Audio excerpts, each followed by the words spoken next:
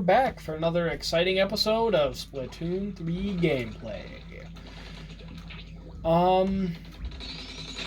Yeah, where was I? Okay, so my last video, I was talking about what a mature-rated Zelda game, teen-rated, might be like. And I was kind of ended off the video saying that I think, like, having dark things, so close, having dark things implied. So stupid. Having, like, dark things implied would be a lot darker than, or a lot better for the way Zelda does its storytelling than just being like, this is dark, ha ha ha. It would be like, does that make sense? Subtlety through storytelling. The way Majora's Mask did, where I was like, oh, this is actually really terrible that, what the heck just happened? Really terrible that all of these things happened. Oh no, like, this is the way this dude's coping with having lost his fiancée and now having to, like, what am I doing there? Try from checkpoint. Okay, what am I doing that's not working? It's probably the drop off, the ink, like.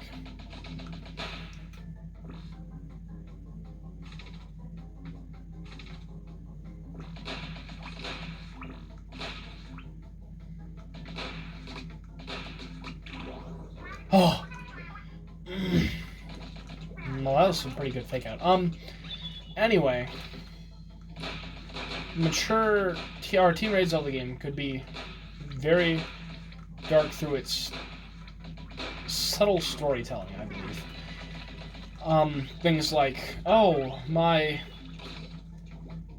like a man mourning over a grave that has, like, if you read it, it's like, has somebody on it with the same last name as him, and, like, you had also heard stories about a child dying, like it was heavily implied or something, like storytelling like that, rather than, oh my goodness, it's horrific because it's horrific. Yeah, anyway, that's what a teen-rated Zelda game might be like, kind of return to that. Maybe even adding some horror elements in. I don't know if they would. I don't think they would. I don't think they would add gore, like intense gore, but I mean, there's ways they can get to a teen rating for just the clout and, like, it's teen, I'm super mature if I play this, rather than just, I can't get anything else. Making it something outrageous like mature, and then expecting their whole fan base to be happy.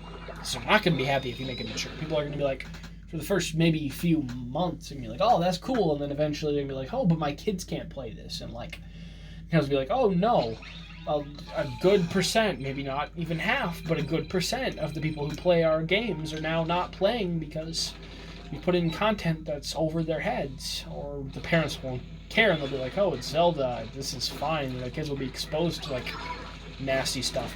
It's a recipe for disaster. Also, that was stupid of me. I don't know why I did that. Massive recipe for disaster to make a Zelda game rated mature.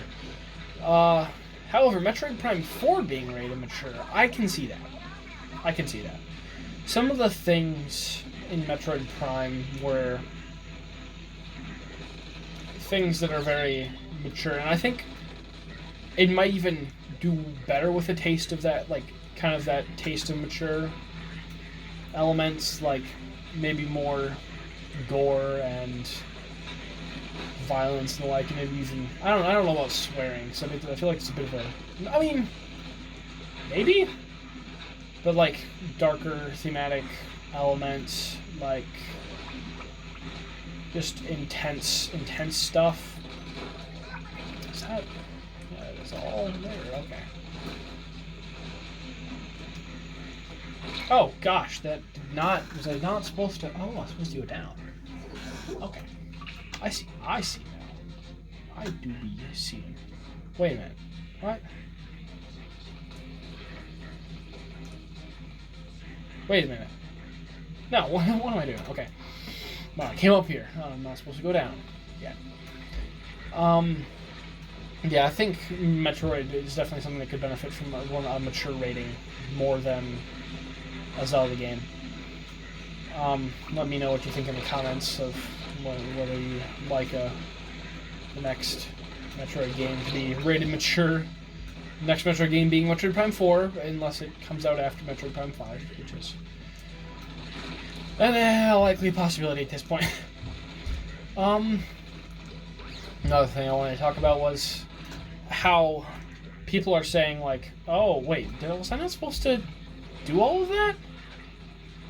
No, I'm supposed to go up a wall. That's weird. There we go. But like, what was I saying? Oh yeah.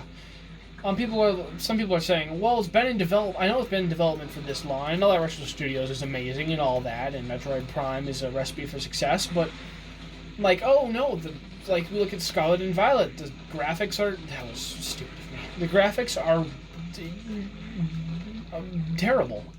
The gameplay I've heard is good, but I've seen my brother playing it, and like, I've seen gameplay. It just looks so bad. It lags so much. And so I understand what people are saying, oh, maybe Metroid Prime 4 is going to suffer from the same thing, like it's supposed to be on a new console, but then the new console doesn't work out, so they got to put it on something else. But I want to think about older, or like, tricks that Retro Studios use to make Metroid Prime 2, Metroid Prime 3 run as well as they did on the consoles that they did. Like, they all looked amazing for the consoles they were on, like, by the standards of the console they were on. Like, just look at Metroid Prime. It was so good for a GameCube game to look like that. It was phenomenal. It was unheard of for a GameCube game to look that good. But they did it through loading tricks. They did it through things like not having areas load in until you opened a door or something. Like, what if they use those same loading tricks for, like, Metroid Prime 4? I mean, I understand open world Metroid Prime would be awesome, but I think we could also get something closer to open world and much more, like, non-linear and, kind of satisfying that want for a modern twist on Metroid Prime, but also still using, like, I feel like Retro Studios, if I just jumped off, why did I just jump off? If anybody could pull off things like that, like using doors to hide loading behind it, to make the game look like nothing we've ever seen on Switch before. Like, just phenomenal, just mind-blowing. You look at the trailer and be like, hell no, that's not running on, like, the Nintendo Switch. Impossible. And then it does. It just straight, it does. And so we're like, what the hell? The hell? Okay. What are these? Oh, it's probably going to come on from behind, too. Oh, that was bad. Okay. All of those are gonna launch out. Okay. That did it. Oh yeah. Anyway.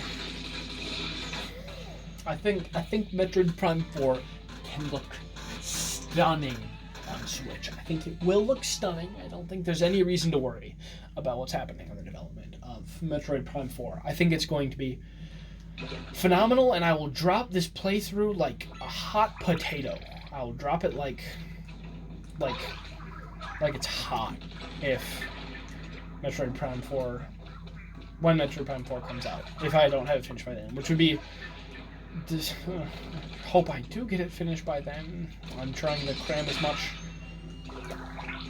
playthrough in as possible, recording like several a day and then uploading them as fast as I can.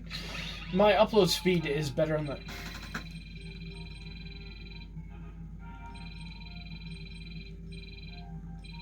anyway, but yeah, I will just immediately do that. And if I can get, if anything drops Metroid on, I'm doing it. So where the heck am I even supposed to start? Okay.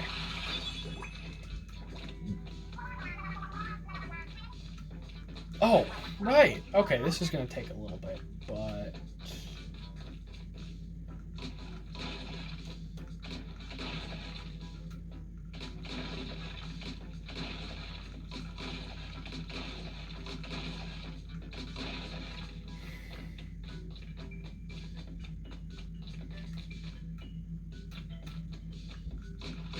Okay, two back. Wait a minute. No, that's right. There's nothing higher up that would...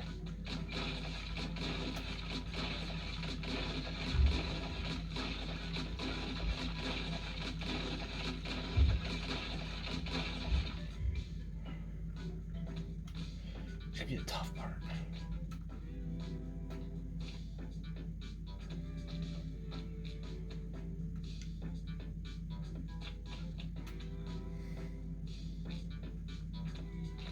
Go over on there.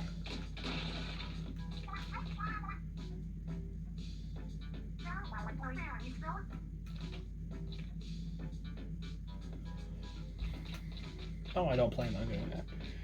Well, this video is going to be a little bit longer than usual, but I'll just upload it at my father's estate where I have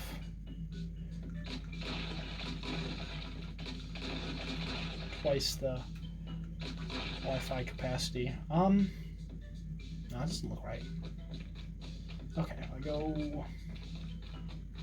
I feel like it's lower.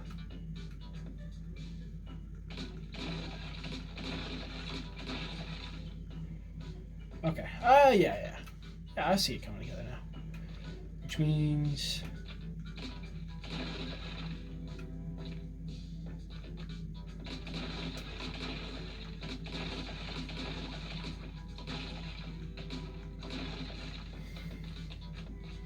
I think we can get this. I do want it to be a little bit quicker, though.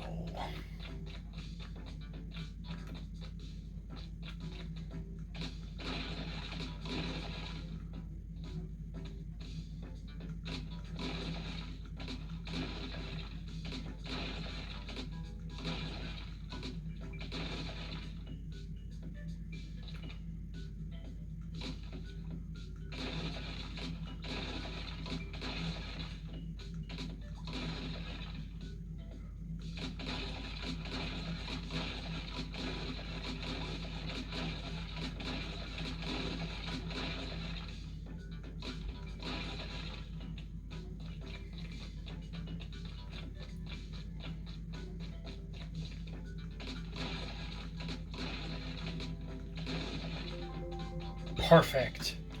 Let's go. Oh, yeah. Anyway, yeah, didn't talk much for that whole thing because it was